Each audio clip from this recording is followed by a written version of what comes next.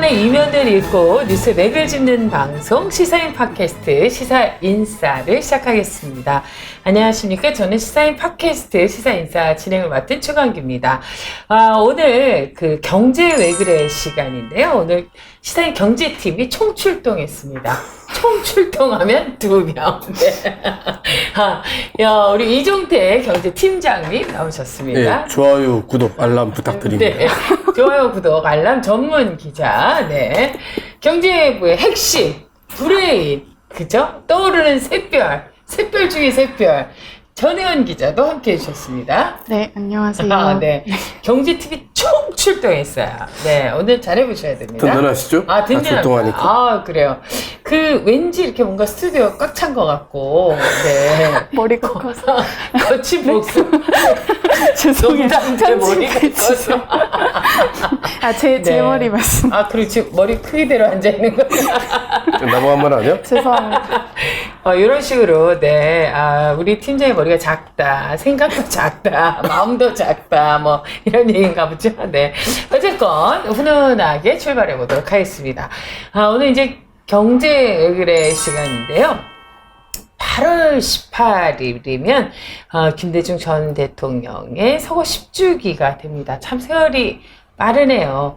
이 복지국가 설계한 거인이다. 이런 기사가 이번 회에 실렸습니다.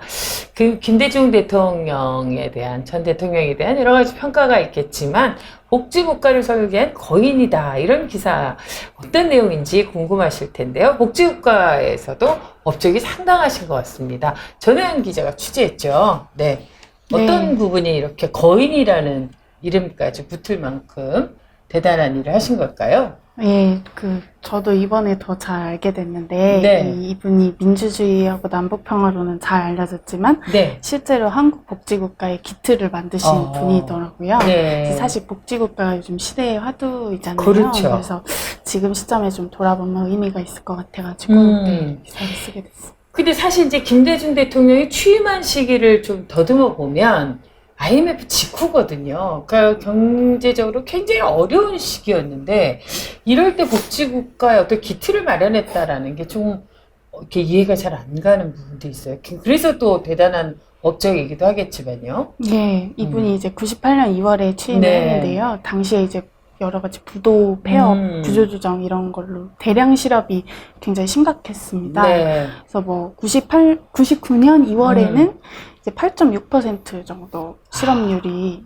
그러니까 97년 11월에 2.6%였는데 그만큼 많이 늘어나서 실업자가 뭐 178만 명 정도 수준이 됐고 빈곤율도 2배 이상 늘어나서 그 당시에 이제 보험료 1,000만 원을 타려고 이제 초등학생 아들 손가락을 자른 아버지가 있어가지고 굉장히 사회에 좀 충격을 줬었던 그런 상황. 아니, 그럴 정도로 보험금을 타려고 어린 자식을 그렇게까지 해코지를 할 정도면 이게 복지제도가 거의 전무했다는 건가요? 없었다는 건가요? 어땠나요? 예, 그 당시에 복지제도가 아예 없지는 않았습니다. 1961년에 박정희 정권 때 생활보호법이라는 걸 제정을 했었는데요. 네. 이거는 이제 18세 이상 64세 이하면 정말 특별한 뭐 경우로 일을 할 수 없는 게 아니면은 아무리 빈곤해도 현금 지원을 받을 수가 없었습니다. 이제 그야말로 일할 능력이 있으니까 뭐 지원할 필요가 없다 이런 접근이었어요. 그래서 당시에 뭐 일할 능력이 있어도 일을 할 수 없는 수많은 실업자들이 이 법의 보호를 받지 못하고 방치돼 있는 그런 상황이었어요. 사실 이게 실업이라는 게 일하고 싶은데 일자리가 없어서 그렇지 일할 능력이 없는 분들이야 뭐 원래 도와드려야 되는 일이고 그러니까 그런 정도로 보면 거의 없었다라고 할 정도로 전무한 상황이었군요. 어떤가요? 그럼 이제 어떻게 복지를 이렇게 좀 실현한 건지, 어떤 복지를 준비하셨는지요? 예, 그래서 김대중 정부가 어쨌든 국정 목표로 내세운 것 중에 어쨌든 민주주의와 시장경제의 병행 발전 그리고 생산적 복지라는 걸 내세웠는데요. 생산적 복지. 그러니까 어쨌든 복지가 이제 자선이 아니라 인권이다. 그리고 이제 경제 성장과 이게 배치되지 않는다. 이런 생각으로 한 게 우리 지금 잘 아시는 국민기초생활보장법이라는 법이 있어요. 그게 2000년 10월부터 시행이 됐습니다. 우리가 기초생활수급자라고 표현을 하잖아요. 이제 그게 이때 처음에 시작이 된 거예요. 그렇군요. 그래서 기존에 있던 생활보호법하고 제일 다른 게 이제 뭐 연령이나 일할 능력에 상관없이 이 소득 인정액이 최저 생계비보다 적으면 국가 지원을 받을 수 있게 했습니다. 네. 그러니까 정말 기초생활보장이라는 그런 어떤 국가적 인권적인 개념으로 접근한 게 불과 2000년이면 예. 진짜 얼마 안 된 거네요. 얼마 안 됐습니다. 예. 그래서 그때 이후로 비로소 이제 복지가 어떤 국가가 시혜적으로 보호해주는 게 아니라 이제 국가의 의무이고 또 시민의 권리다. 이런 게 좀 그 당시에 확립이 된 거죠. 그렇군요. 예. 이제 확립이 된 건 아니고 그때 처음으로 나온 거죠. 그렇죠. 네. 예.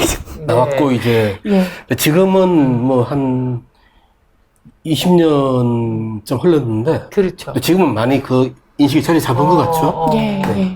그러니까 이제 복지 개념이 완전 바뀐 거예요. 그러니까 예전에는 이제 박정희 대통령 때 있었죠. 복지라는 거는 일할 능력조차 안 되는 뭐 그랬을 때 그런 사람들에게 정말 시의적으로 주는 게 네. 복지였는데 네. 이제는 생산적 복지라고 해서 그 일할 수 싶지만 일할 수 없는 사람들 최저 네. 그 어떤 생활이 유지되지 않은 분들에게도 예. 이런 여러 가지로 혜택을 나눠줘야 된다라는 의미의 예. 넓은 의미의 복지가 도입이 됐군요. 그런데 이제 이러면서 다양한 일들을 좀 사업을 벌이신 것 같아요. 어떻나요? 어떤 일들을 하셨나요? 반대도 많았을 것 같기도 하고 또 이런 일들을 하다 보면 네, 네, 그렇습니다. 그 당시에도 반대가 많이 있었대요. 굉장히 사회주의적인 접근이다, 시기상조다, 이런 얘기가 있었는데, 심지어 야당뿐만 아니라 이제 집권 여당 안에서도 반발이 굉장히 강했다고 합니다. 그 당시 자민연하고 연립정부를 그렇죠, 했었잖아요. 그렇죠. 그때 이제 경제부처 장관들이 전부 자민련 계열이었는데, 이 사람들이 이제 복지를 확대하는 게 굉장히 성장에 좀 반대된다는 생각이 강했다고 해요. 그래서 왜 이 사람들한테 돈을 공짜로 주냐, 이걸 생산적인데 재정을 써야지, 이런 생각을 했었다고 하고요. 반면에 이제 김대중 전 대통령은 좀 적극적으로 하려고 했었대요. 그래서 당시에 이제 민정수석, 정책기획수석 맡았던 김성재 전 장관을 제가 만났는데, 네. 그분이 그 당시에 이제 헌법을 가지고 다니면서 이렇게 야당하고 정부를 좀 설득을 했었다고 합니다. 그러니까 그 정부 부처 안에서도 이런 복지에 대한 공감대가 형성되지 않으니까 반발이 있었군요. 예. 오죽하면 헌법책을 들고 요즘도 헌법책을 좀 들고 다니면서 하나하나 찝어서 가르쳐줘야 될 분들이 많아요. 진짜로. 네. 그렇군요. 이 생산적인 복지, 넓은 의미의 복지를 이제 펼쳐나가셨는데, 제일 중요한 거 아까 이야기한 것처럼 기초생활보장제도를 만들었다는 게 아주 가장 의미 있는 것 같아요.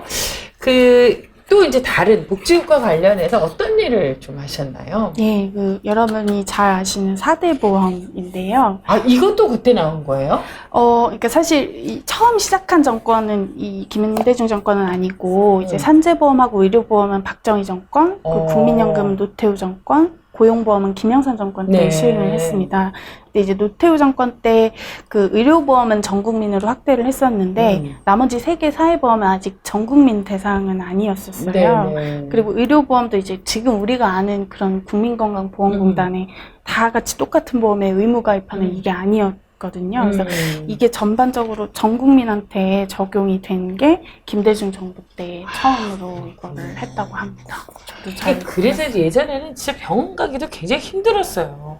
또 이러면 또 옛날 옛적도 나온다고 나이 얘기 나온다 이렇게 했는데 그랬군요. 그게 진짜 의료보험 제도가 전 국민적으로 시행이 되면서 또 의료 사각지대 노인분들, 병원 문턱이 높아서 가지 못했던 분들, 이런 분들이 다 이런 복지 혜택을 받을 수 있었군요.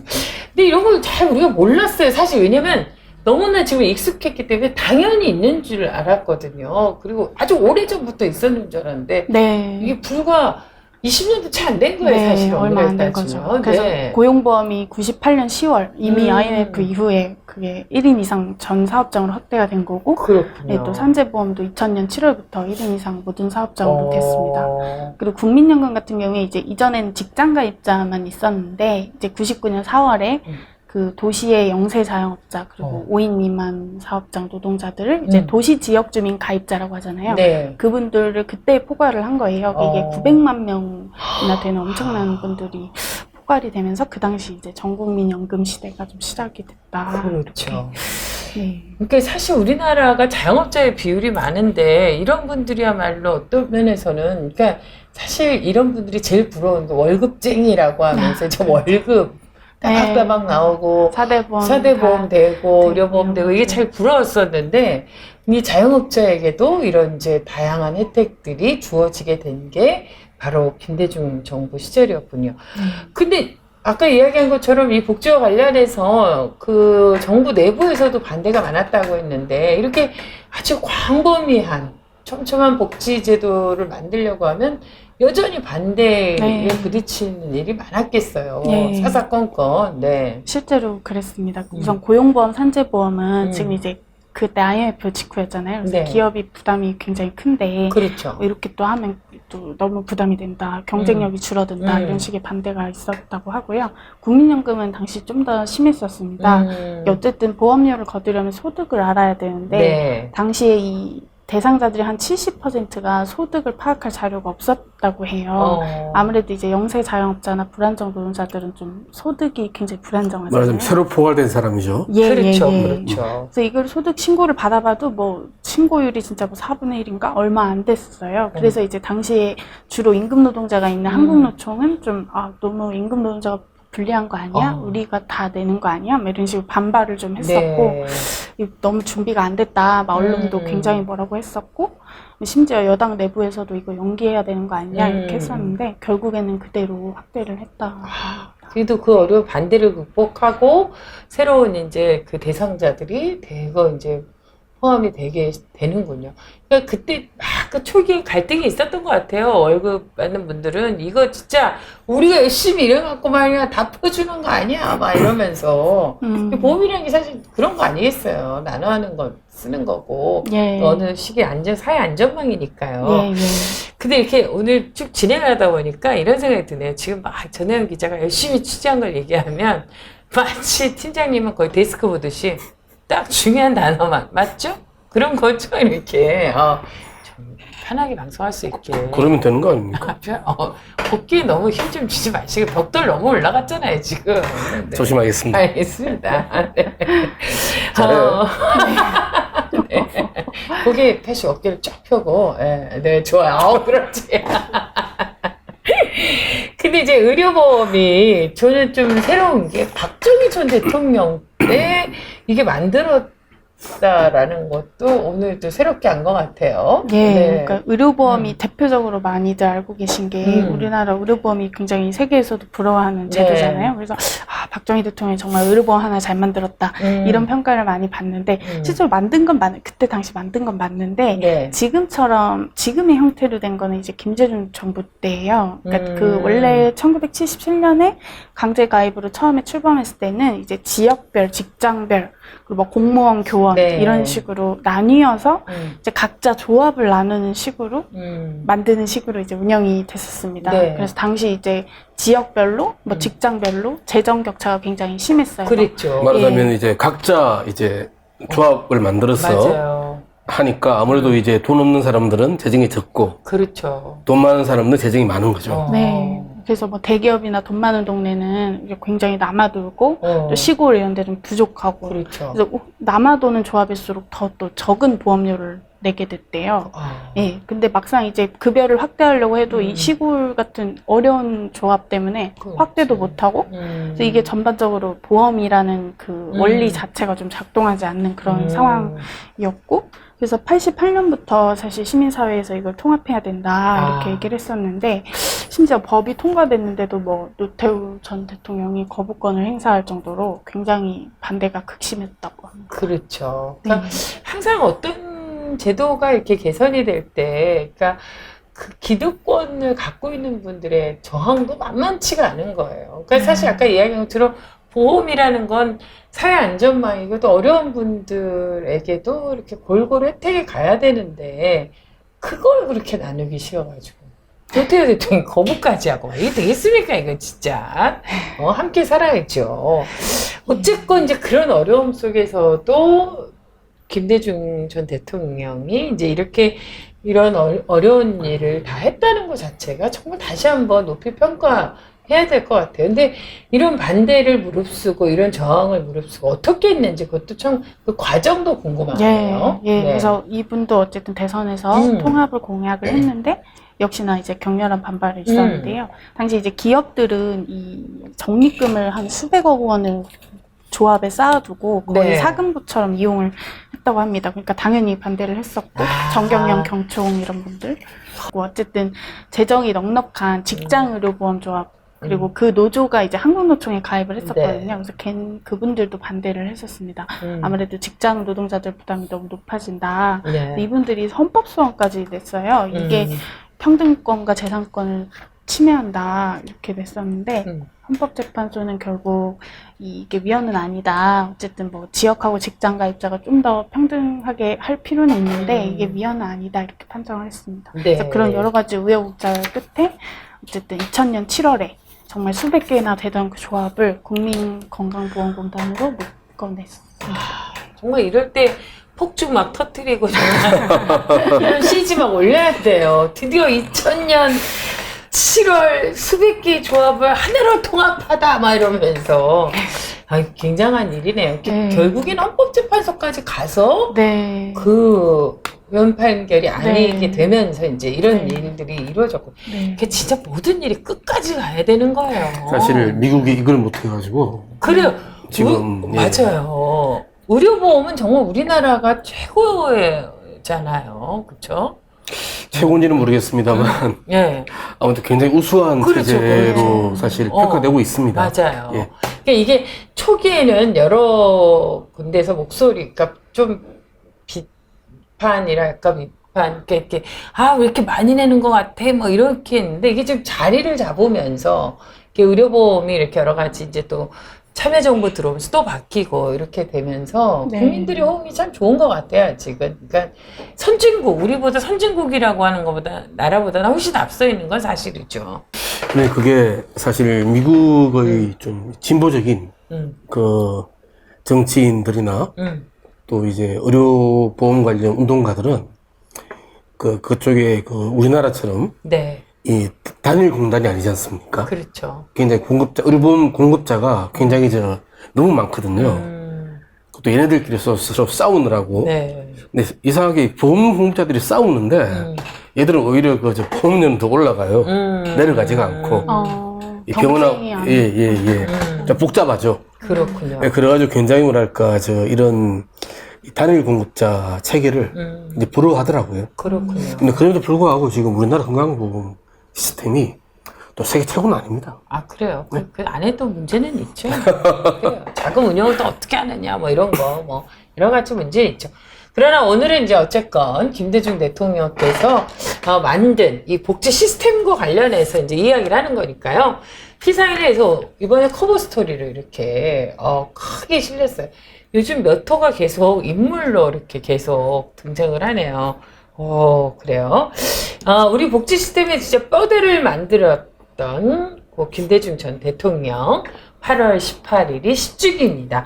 이 김대중 복지의 의미와 과제, 이걸 또 이제 다시 한번 좀 짚어봐야 될 것 같아요. 네. 먼저 의미부터 짚어보면 네. 어쨌거나 한국복지국가는 뭐 어느 한 사람이 만들었다기보다는 누적적으로 발전해 온 거긴 한데 그렇죠. 어쨌거나 김대중 정부가 이 한국복지국가 역사에서 굉장히 새로운 큰 틀과 뼈대를 만든 거죠. 분기점이 네. 됐다라는 평가를 양재진 연세대 행정학과 교수님이 하셨습니다. 네. 사실 이제 고용보험 같은 경우에는 IMF도 이거를 빨리 좀 정비해라 이렇게 했었고 뭐 양대 노총도 요구를 했었어서 그리고 또 당시 실업 대란이었기 때문에 뭐 그렇게 됐을 수도 있지만 네. 이제 의료보험 통합이나 국민연금 확장은 꼭 그렇게 하지 않았을 수도 있다는 거예요. 심지어 국민연금 같은 경우에 당시 우리한테 돈을 빌려줬던 세계은행이 이거 좀 축소하거나 민영화해라. 네. 뭐 아니면 좀 더 사적인 요소를 연금 요소를 넣어라 이렇게 했었는데 사실 그런 권고를 무시하면서 했던 겁니다. 그리고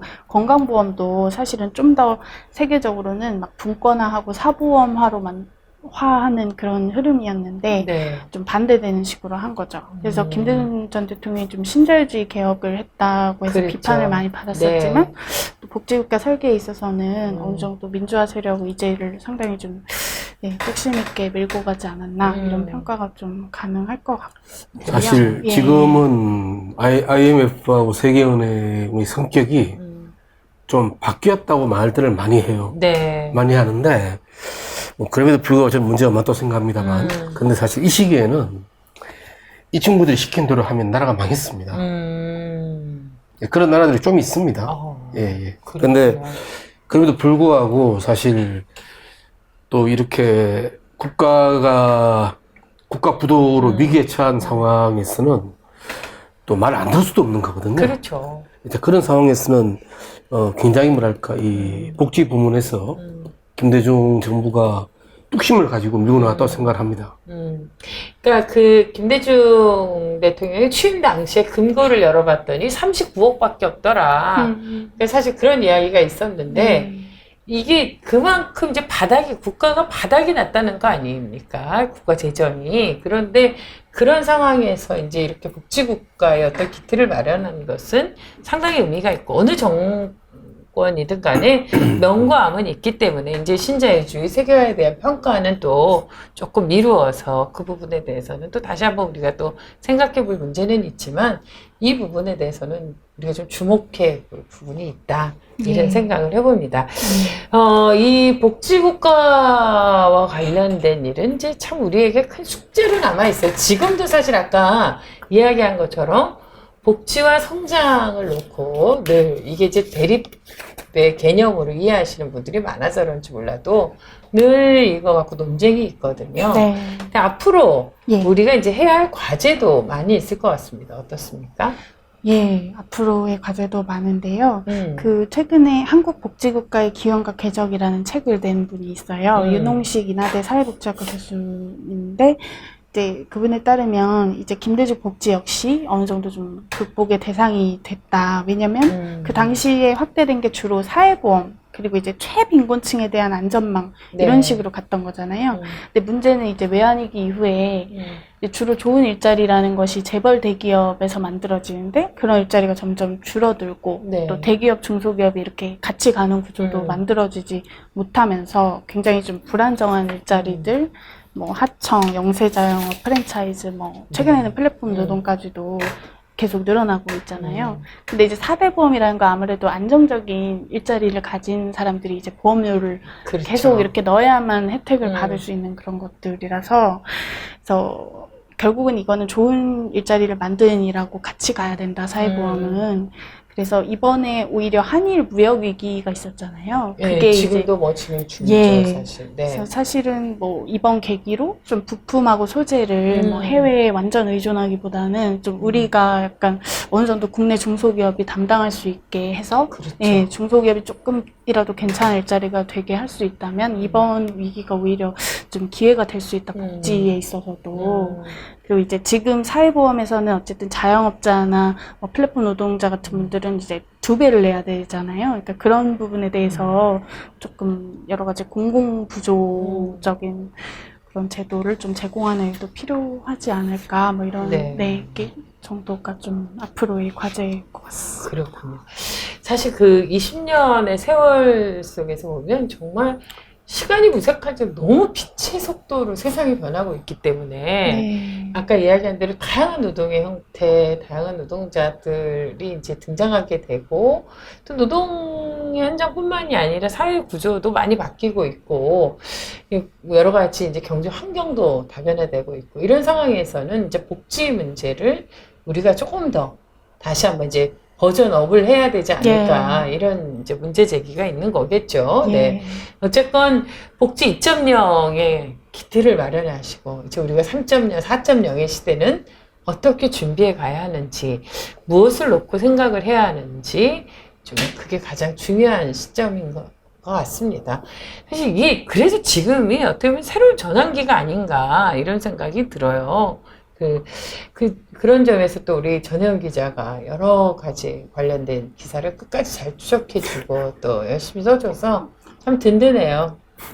네, 든든해요. 어깨뼈 아까처럼 쭉. 네, 그래요.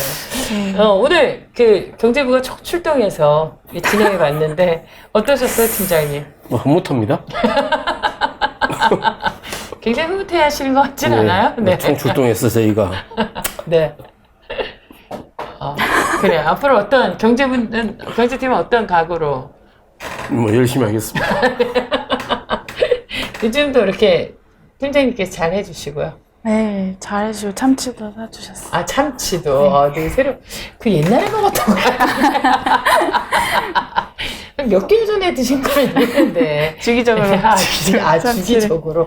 본인이 좋아하는 것으로. 네. 알겠습니다. 참 경제적이네요. 네, 자기가 좋아하면 남도 좋아할 수 있다라는. 네, 그래요. 어쨌건, 이게 8월 18일, 고 김대중 대통령이 또 떠나신 지 10년의 시간이 지났습니다. 그 세월의 흔적은 여전히 우리 삶에 고스란히 남아있고, 그분의 뜻과 그분의 생각과 마음도 우리 삶에 고스란히 구석구석 남아있을 거라고 믿습니다. 어려운 위기 상황 속에서도 대한민국의 복지의 기틀을 마련하셨다. 우리 복지의 거인이라고 일컬어지는 김대중 전 대통령의 삶을 이번 호를 통해서 한번 되짚어 보시면 어떨까 싶습니다. 사실 이게 마무리가 아니라 어떻게 보면 김대중 대통령께서 시작한 일이니까요. 우리가 어떻게 또 발전시켜 나가야 될지, 지금의 문제는 또 어떻게 극복해 나가야 되는지 여러 가지 시사하는 점이 많을 것 같습니다. 시사를 통해서 우리의 새로운 세상, 그리고 우리가 나아갈 방향 한번 찾아보시면 어떨까요? 여러분, 경제부가 권합니다. 시사인 구독, 좋아요, 알람. 어떠세요? 좋죠? 네, 부탁드리겠습니다. 알겠습니다. 그 괜찮아요. 경제부가 권합니다. 시사인 구독해주세요. 우리 한번 가볼까요? 전환 기자 잘할 수 있죠? 그 대사를 하면 되나요? 네. 제가 큐하면 두 분이서 경제부가 권합니다. 아시겠죠? 하나, 둘, 셋! 안 맞아, 이렇게. 다음에 하죠. 네, 진짜. 네, 네, 경제부가 마음으로 어렵네. 권하는 시사인 여러분, 많이 구독해주세요. 고맙습니다. 감사합니다. 네, 이정태 기자님, 전혜영 기자님이었습니다.